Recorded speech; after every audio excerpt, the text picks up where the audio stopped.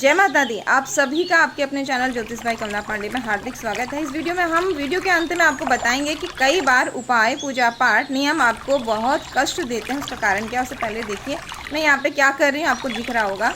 एक पंछी उड़ते हुए आया और मेरे समी के पेड़ में गंदा करके चला गया। इसे मैं क्लीन करने की कोशिश कर रही हूँ। इसी की चर्चा हम इस वीडियो में करेंगे।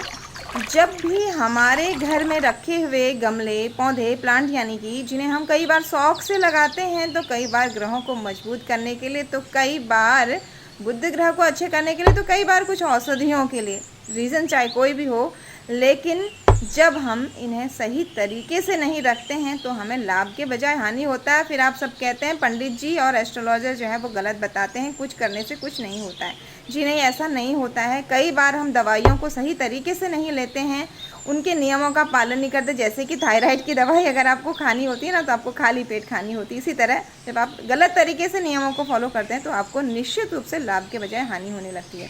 क्योंकि ये जो पौधे हैं आपके घर के सदस्य हो गए हैं। अगर आप सही तरीके से इनकी देखभाल नहीं कर रहे हैं, अगर इनमें चींटियों की झुंड लगी हुई है, ऊपर से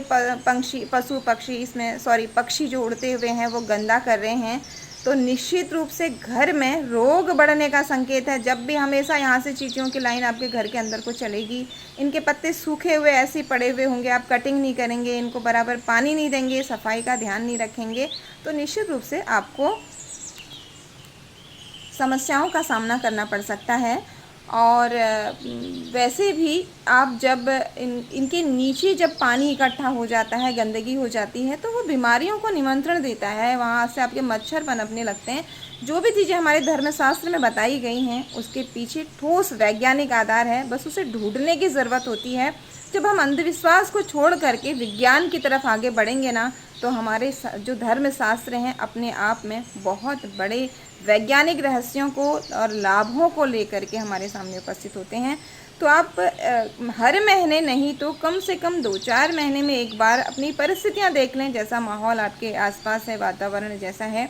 गमलों के नीचे रखी हुई प्लेट्स को साफ़ करें और उनकी कटिंग करें और ध्यान रखें वहाँ आसपास ऐसी गंदगी ना हो जिससे मच्छर पनप जाएं, चींटियाँ आ जाएं, रोगों की वृद्धि होती है। ऐसा ज्योतिष शास्त्र में कहा जाता है, जब भी चींटियाँ आती हैं या आपके गमले गंदे रहते हैं, धन की आवक कम हो जाती है, आपकी बचत कम हो जाती है, साथ ही घर में रोग बढ़ने लगते हैं।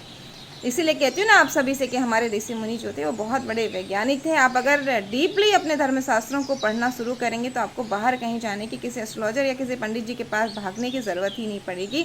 इस तरह से आप इन पौधों को साफ़ करके, इनकी प्लेटों को साफ़ करके जब इनके पास में दीपक जलाते हैं तो निश्चित रूप से आपको बहुत अच्छा लाभ होता है। जैसे आपने देखा होगा मैंने इसमें सुगंध मिलाई, तो ये सुगंध आपको और अच्छा एक पॉजिटिविटी देती है। आशा करते हैं आप अब सकारात्मक होकर के उपायों को करेंगे और अपने अनुभव, पॉजिटिव अनुभव हमारे साथ शेयर करेंगे।